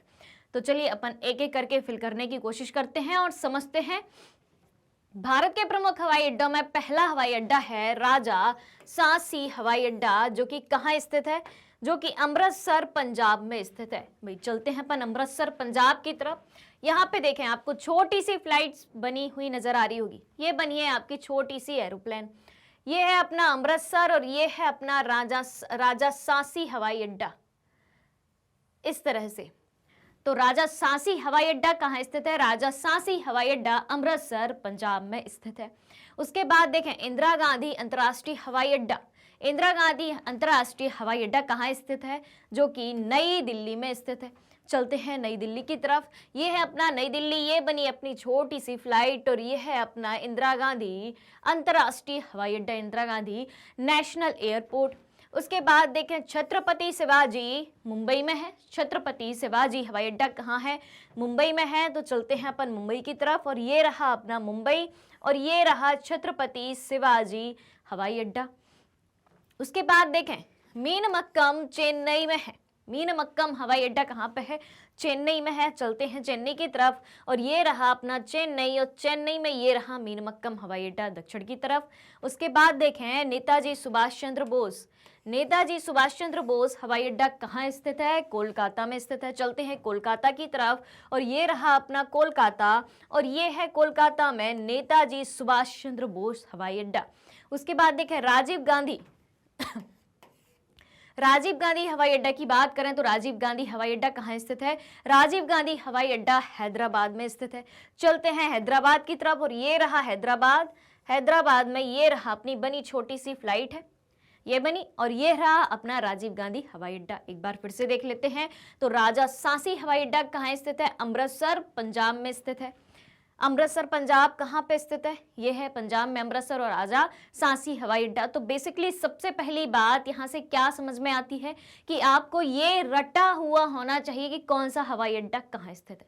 पहली बात तो ये है कि कौन सा हवाई अड्डा अपने देश के किस शहर में है और वो शहर किस राज्य में स्थित है, ये बात आपको याद करनी पड़ेगी। और मैप की प्रैक्टिस आपको करनी पड़ेगी। डेली आप दिन में दो तीन बार भारत का नक्शा बनाने की कोशिश कीजिए, उसे बार बार देखिए कौन सा राज्य कहाँ स्थित है। ठीक है, एक मैप लीजिए, उस मैप को जो है अपनी दीवार पर जहां भी आप पढ़ते हो अपनी स्टडी टेबल के सामने जो है आप चिपका लीजिए। ठीक है, इस तरीके से क्या होगा, जब आप उस मैप को बार बार दिखेंगे तो आपको हर एक लोकेशन याद हो जाएगी। तो अपन एक बार फिर से रिपीट करते हैं। राजासांसी हवाई अड्डा कहाँ स्थित है? अमृतसर पंजाब में स्थित है। इंदिरा गांधी अंतर्राष्ट्रीय हवाई अड्डा कहाँ स्थित है? नई दिल्ली में स्थित है। ये रहा अपना नई दिल्ली। छत्रपति शिवाजी हवाई अड्डा कहाँ स्थित है? मुंबई में स्थित है। तो ये रहा अपना मुंबई। उसके बाद मीनमक्कम हवाई अड्डा कहाँ स्थित है? चेन्नई में। तो मीनमक्कम ये रहा और चेन्नई ये रहा। उसके बाद देखें नेताजी सुभाष चंद्र बोस हवाई अड्डा कहाँ स्थित है? कोलकाता में स्थित है। तो नेताजी सुभाष चंद्र बोस हवाई अड्डा कोलकाता। राजीव गांधी हवाई अड्डा कहाँ स्थित है? हैदराबाद में स्थित है। तो राजीव गांधी हवाई अड्डा हैदराबाद ये रहा। इस तरीके से अपन ने देखे भारत के मुख्य हवाई अड्डे। उसके बाद हम देखेंगे संचार सेवाएं, अंतर्राष्ट्रीय व्यापार और पर्यटन के बारे में।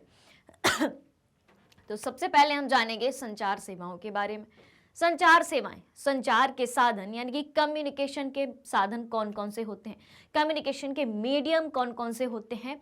तो हम सभी जानते हैं टेलीविजन यानी कि टीवी, दूरदर्शन, रेडियो, प्रेस, फिल्में, टेलीफोन, ये सब क्या है?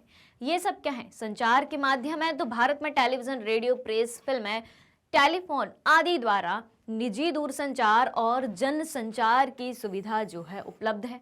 ठीक है, तो ये सारी बातें हुई किस बारे में? संचार के साधनों के बारे में, यानी कि हमें संचार सेवाएं किन किन साधनों से प्राप्त होती हैं। उसके बाद देखें निजी संचार की बात करें। सबसे पहले हम बात करेंगे निजी संचार की। तो कार्ड व लिफाफा बंद चिट्ठी पहली श्रेणी की डाक समझी जाती है। ये क्वेश्चन आपसे ऑब्जेक्टिव टाइप क्वेश्चन में पूछा जा सकता है या अति लघुत्तरीय प्रश्न में पूछा जा सकता है। आपसे पूछा जा सकता है कि कार्ड व लिफाफा बंद चिट्ठी किस श्रेणी की डाक समझी जाती है। तो क्या बताना है? पहली श्रेणी की डाक समझी जाती है। या फिर आपसे पूछा जाएगा कि इनमें से कौन सी डाक, कौन सी सेवा पहली श्रेणी की समझी जाती है। तो आप क्या लिखेंगे? कार्ड व लिफाफा बंद चिट्ठी। द्वितीय श्रेणी की डाक में रजिस्टर्ड पैकेट, किताबें, अखबार और मैगजीन शामिल हैं। द्वितीय श्रेणी की डाक में क्या क्या शामिल है? रजिस्टर्ड पैकेट, किताबें, अखबार और मैगजीन शामिल है। उसके बाद देखें, बड़े शहरों व नगरों में डाक संचार में शीघ्रता हेतु हाल ही में 6 डाक मार्ग बनाए गए हैं। क्या बात कही गई है? बड़े शहरों व नगरों में डाक संचार में शीघ्रता हेतु हाल ही में 6 डाक मार्ग बनाए गए हैं। उसके बाद देखें, दूर संचार के क्षेत्र में भारत एशिया महाद्वीप में अग्रणी है। दूर संचार के मामले में भारत क्या है? एशिया महाद्वीप में अग्रणी, यानी कि सबसे आगे है। ये सारी बातें हो गई अपनी संचार के बारे में। अब आगे देखें, जनसंचार की बात करें, वो सारी बातें हो गई थी निजी संचार के बारे में। अब देखें जनसंचार की बातें करें तो लगभग 100 से अधिक भारतीय भाषाओं में समाचार पत्र छपते हैं। अपन अखबार डेली पढ़ते हैं, ऑलमोस्ट सभी के घर में अखबार आता होगा। तो अखबार यानी कि जो समाचार पत्र है, भारत में 100 से अधिक भारतीय भाषाओं में समाचार पत्र को छापा जाता है। मनोरंजन के साथ बहुत से राष्ट्रीय कार्यक्रमों व नीतियों के विषयों में जानकारी देता है। कौन?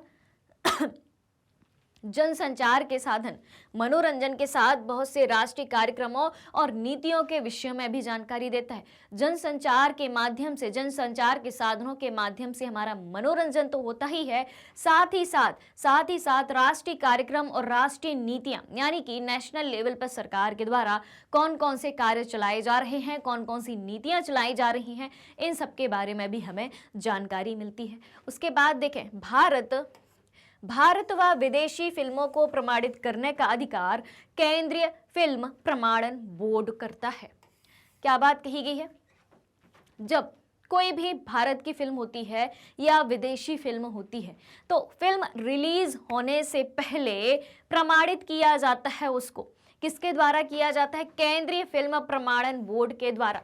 प्रमाणित करना यानी केंद्रीय फिल्म प्रमाणन बोर्ड के पास पहले वो फिल्म जाती है, चाहे वो किसी भी भारत की फिल्म हो, चाहे वो विदेशी फिल्म हो।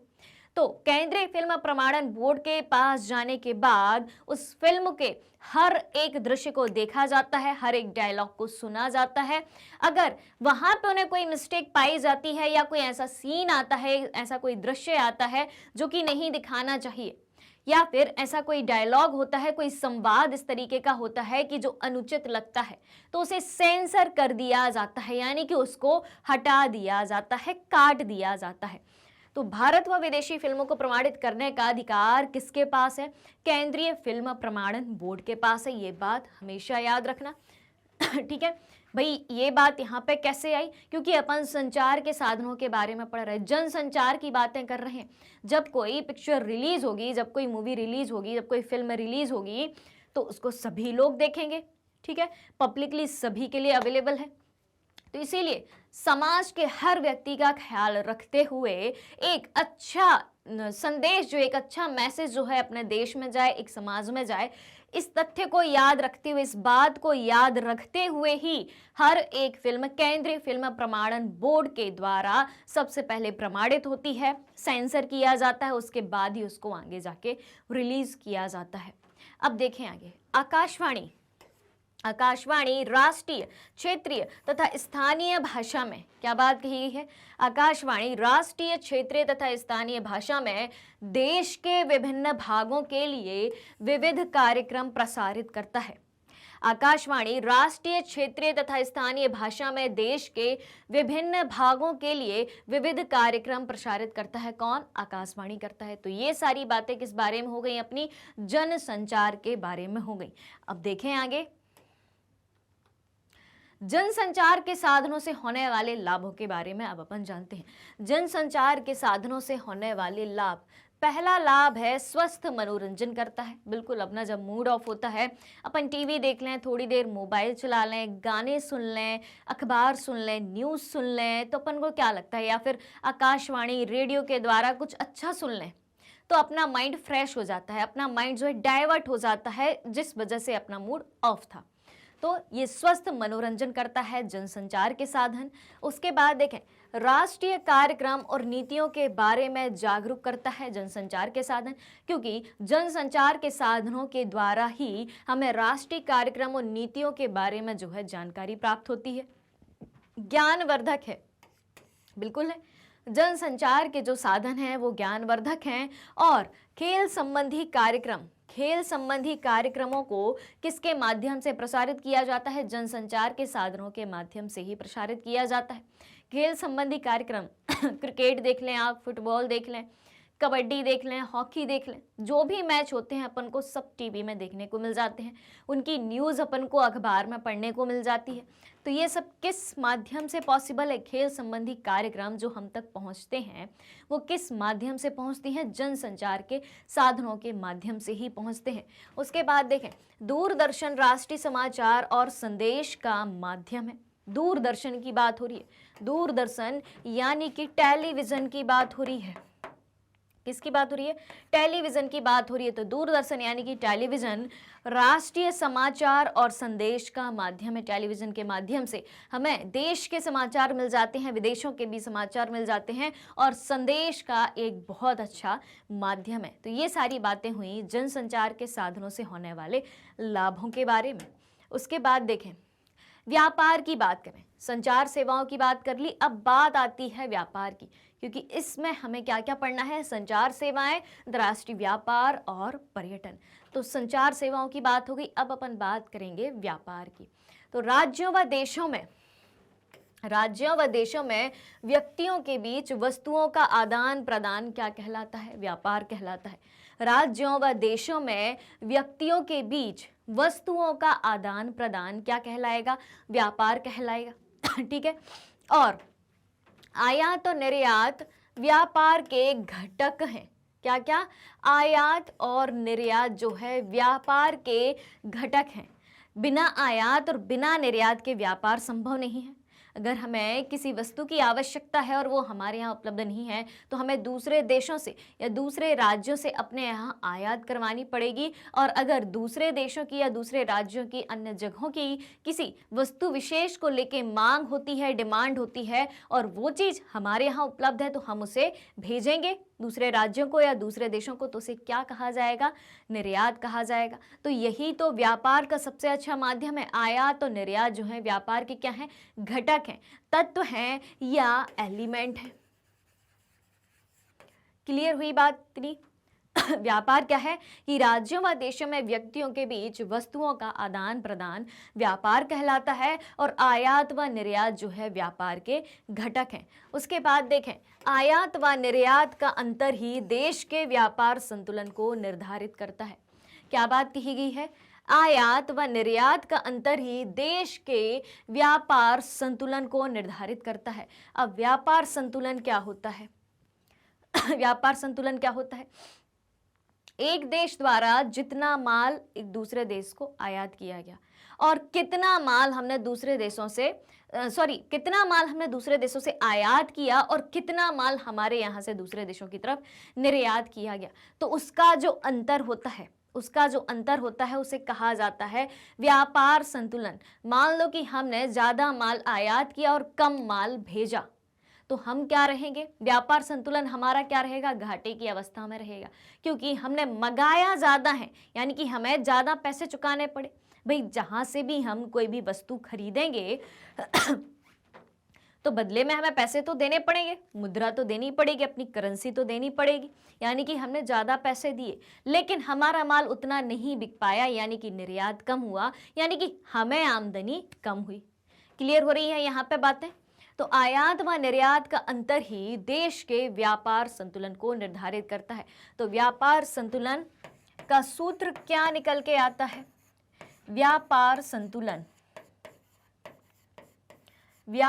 संतुलन इज इक्वल टू आयात माइनस निर्यात। कितना आयात हुआ और कितना निर्यात हुआ वो अपना व्यापार संतुलन के नाम से जाना जाएगा।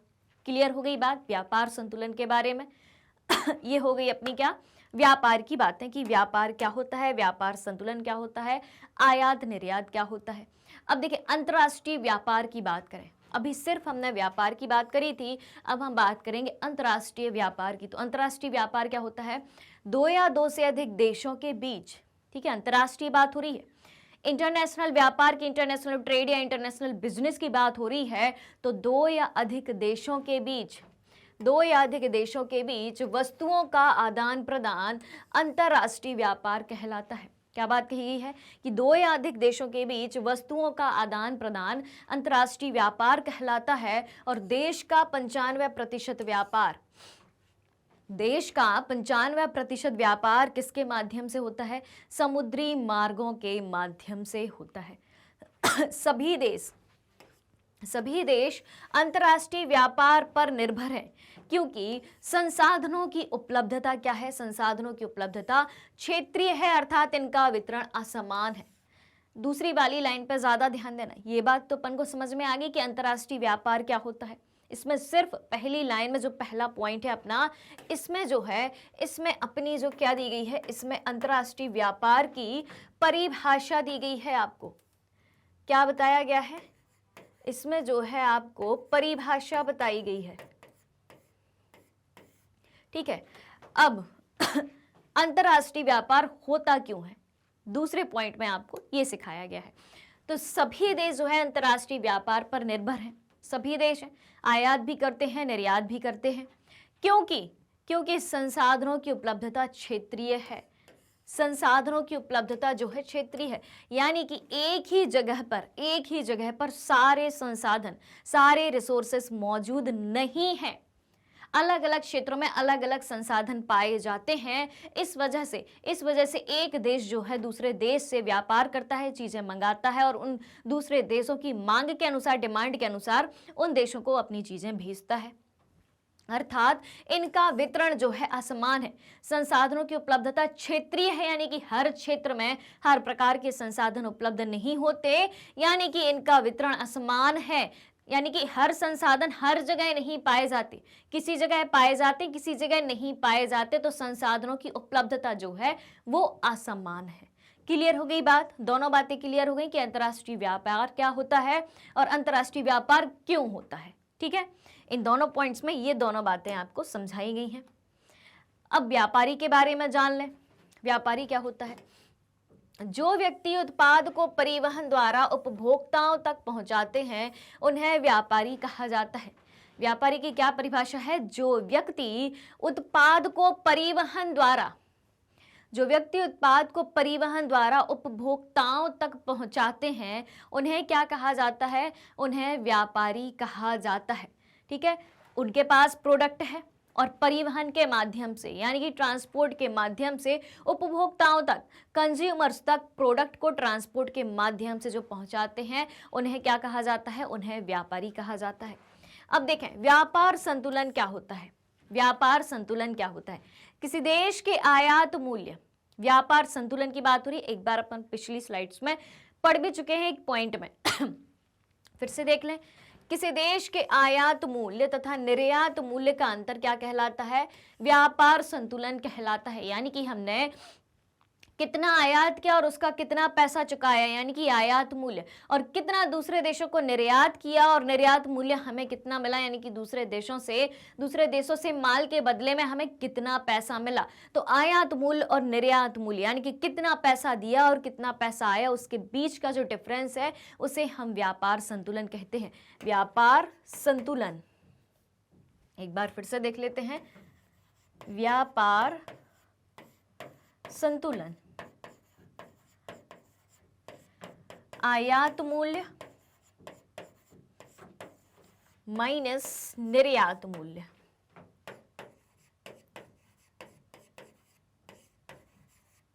ये हो जाएगा अपना व्यापार संतुलन, यानी कि ट्रेड बैलेंस,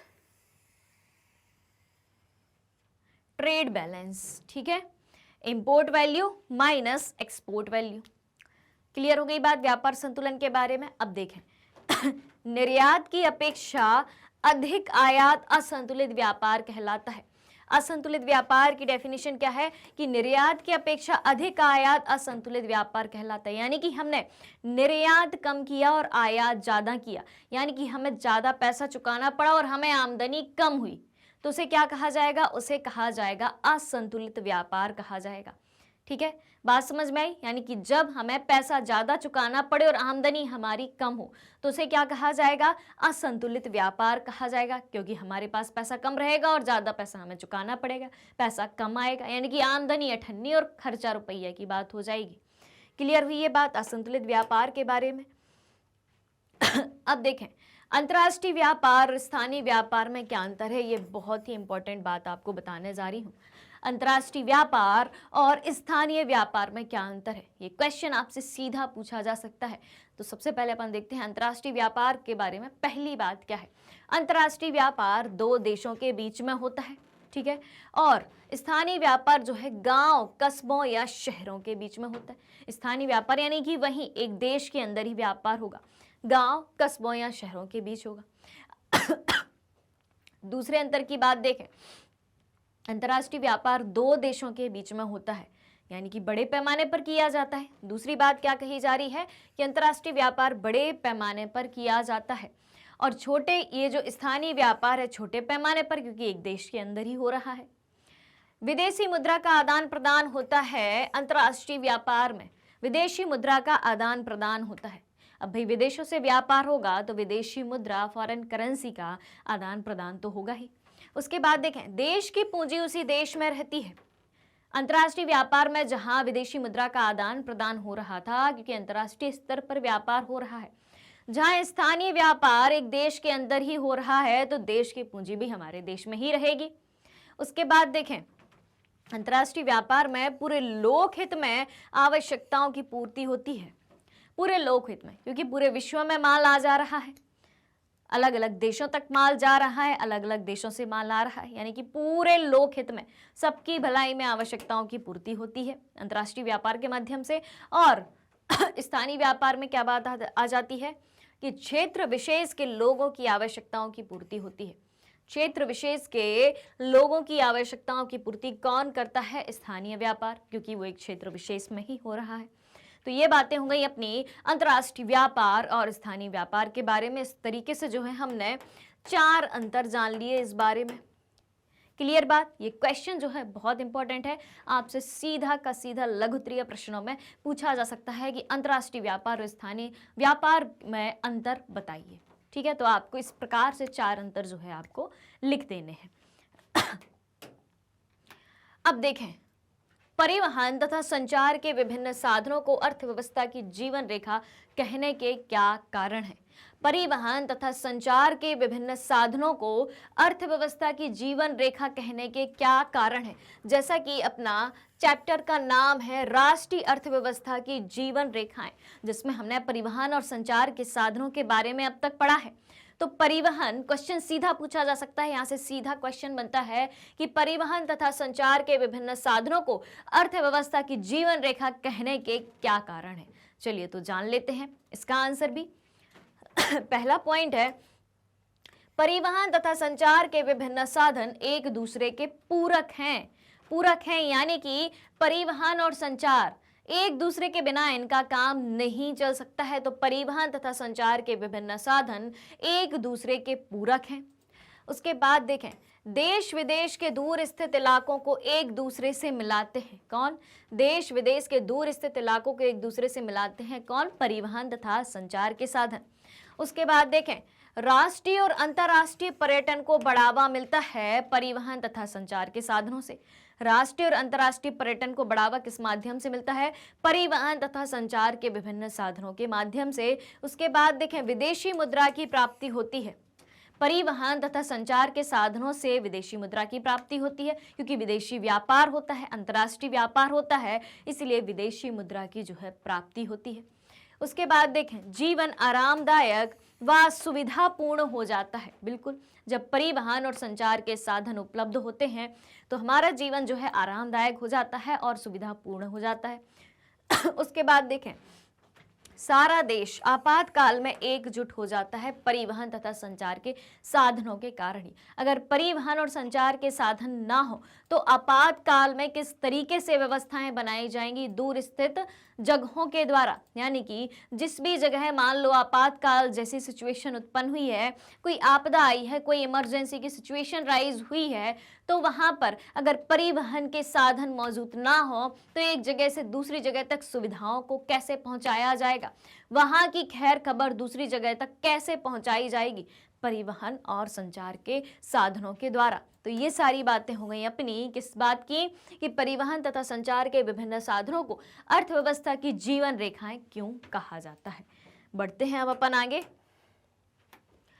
पर्यटन एक व्यापार के रूप में अब अपन बात करेंगे पर्यटन की, ठीक है। पर्यटन एक व्यापार के रूप में, पर्यटन किस तरीके से व्यापार के रूप में साबित होता है। पर्यटन यानी कि टूरिज्म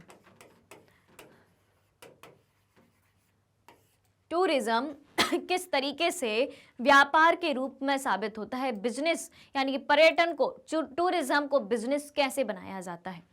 अब देखें, लगभग 150 लाख लोग यानी कि 1,50,00,000 लोग जो है पर्यटन के व्यवसाय में लगे हुए हैं।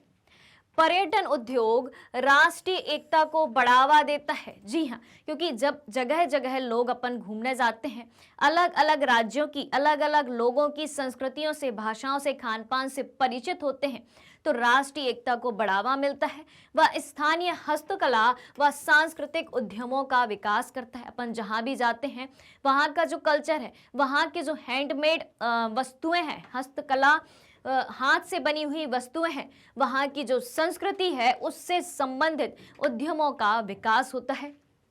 भारत की कला, संस्कृति, ऐतिहासिक धरोहरों से विदेशी लोगों को परिचित कराता है। कौन? पर्यटन। जब विदेशी हमारे यहाँ घूमने आते हैं तो वो भारत की संस्कृति, ऐतिहासिक धरोहर से परिचित होते हैं और एक व्यापार के रूप में भी काम करता है पर्यटन। और आखिरी बात बताई गई है कि दुनिया भर से विदेशी नागरिक पर्यटन के लिए ही भारत आते हैं, जिससे हमें बड़ी मात्रा में विदेशी मुद्रा की प्राप्ति भी होती है। तो ये सारी बातें अपनी हो गई। पर्यटन एक व्यापार के रूप में किस तरीके से साबित होता है। आपसे सीधा सवाल पूछा जा सकता है कि पर्यटन एक व्यापार के रूप में है, इसको समझाइए, या किस तरीके से व्यापार एक पर्यटन के रूप में हमें नजर आता है, समझाइए। ठीक है, यहां तक की बातें क्लियर हुई। अब चलते हैं अपन आगे। पर्यटन के नए रूप। अब जानते हैं पर्यटन के नए रूपों के बारे में। तो विरासत पर्यटन, सांस्कृतिक पर्यटन, चिकित्सा पर्यटन, पारी पर्यटन, रोमांचकारी पर्यटन, व्यापारिक पर्यटन। किस तरीके के पर्यटन हो सकते हैं, किस वजह से लोग घूमने जाते हैं।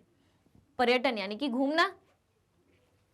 विरासत पर्यटन, विश्व धरोहर की विरासतों को देखने के लिए लोग जाते हैं। सांस्कृतिक पर्यटन, अलग अलग संस्कृतियों से परिचित होने के लिए लोग घूमने जाते हैं। चिकित्सा पर्यटन, लोग एक जगह से दूसरी जगह स्वास्थ्य सुविधाओं का लाभ उठाने के लिए जाते हैं। अगर मान लो आप जिस शहर में या जिस गांव में या जिस नगर में रहते हैं, वहां पर जो भी आपको बीमारी है उससे संबंधित मेडिकल की सुविधा आपके पास नहीं है, चिकित्सा सुविधा आपके पास उपलब्ध नहीं है, तो आप जहां पे वो सुविधा उपलब्ध होगी आप वहां पे जाएंगे। तो इस तरीके से चिकित्सा पर्यटन कहा गया है। पारी पर्यटन और रोमांचकारी पर्यटन और व्यापारिक पर्यटन, व्यापार की दृष्टि से भी, मतलब व्यापार के उद्देश्य से भी लोग एक जगह से दूसरी जगह जाते हैं, जिसे व्यापारिक पर्यटन कहा गया है। अब देखें, प्रत्येक वर्ष भारत में 26 लाख से अधिक विदेशी पर्यटक जो है भारत में आते हैं। ये सारी बातें हो गई किसके बारे में? पर्यटन के नए रूपों के बारे में।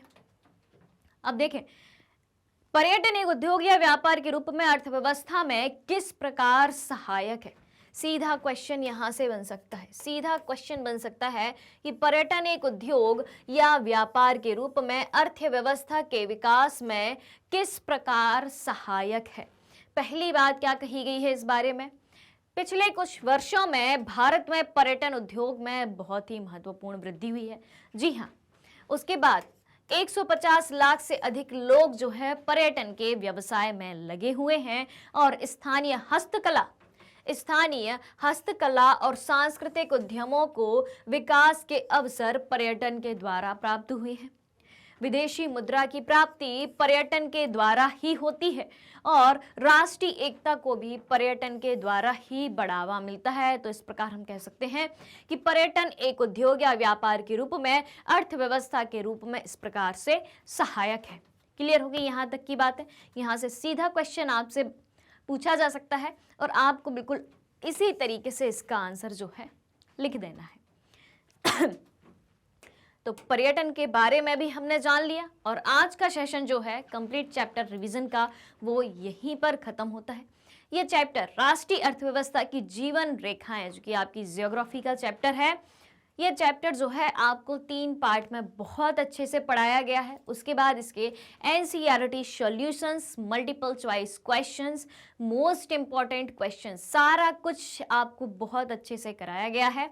तो अब आपको क्या करना है, अगर अभी तक आपने ये सारी चीज़ें नहीं पढ़ी हैं, इस चैप्टर को डिटेल में नहीं पढ़ा है, सॉल्यूशंस नहीं देखे हैं, नहीं पढ़े हैं, डिस्क्रिप्शन में लिंक दी हुई है, वहाँ से जाके आप डायरेक्टली बहुत अच्छे से पढ़ सकते हैं। प्लेलिस्ट में भी अवेलेबल है, लाइव सेशन में भी अवेलेबल है। और ये सारी चीज़ें आपको कहाँ मिलने वाली हैं, ये सारी चीज़ें आपको मैग्नेट ब्रेन्स के यूट्यूब चैनल, वेबसाइट और एप्लीकेशन पर मिल जाएंगी। इसके अलावा अगर आप ई बुक्स और ई नोट्स भी चाहते हैं तो नीचे डिस्क्रिप्शन में लिंक दी हुई है, वहाँ से आप दोनों चीज़ें अवेल कर सकते हैं।